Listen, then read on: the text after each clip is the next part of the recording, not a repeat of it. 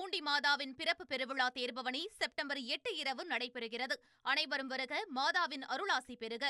குமரி மாவட்டம் குழித்துறை அரசு மருத்துவமனையில் ஊழியர்கள் ஆட்டம் பாட்டத்தோட ஓணம் கொண்டாடிய வீடியோ சமூக வலைதளங்கள்ல வெளியாகிருக்கு. அந்த காட்சிகளை முதல்ல பார்ப்போம். கூடுதல் விவரங்களை செய்தியாளர் ராஜேந்திர பிரசாத் வழங்க கேட்கலாம். ராஜேந்திர பிரசாத், வணக்கம். ஓணம் பண்டிகை எந்த அளவிற்கு களை கட்டியிருக்கு, மேலும் தற்பொழுது பார்க்கக்கூடிய இந்த காட்சிகள் தொடர்பான தகவல் என்ன?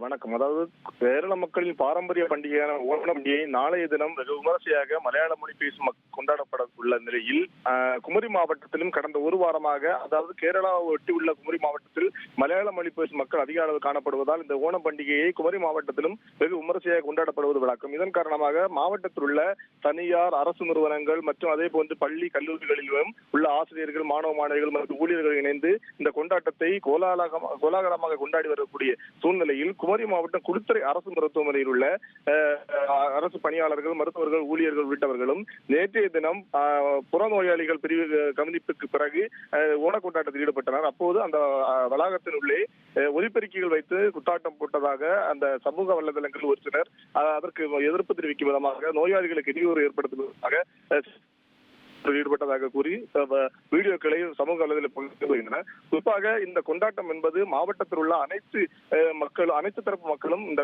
ஓண கொண்டாட்டத்தை பொதுவாக ஜாதி மத வேதம் இல்லாமல் கொண்டாடப்பட்ட சூழ்நிலையில் தற்போது இந்த வீடியோ வைரலாகி இருக்கக்கூடிய சம்பவம் பரபரப்பை ஏற்படுத்தியுள்ளது. தகவல்களுக்கு நன்றி ராஜேந்திர பிரசாத்.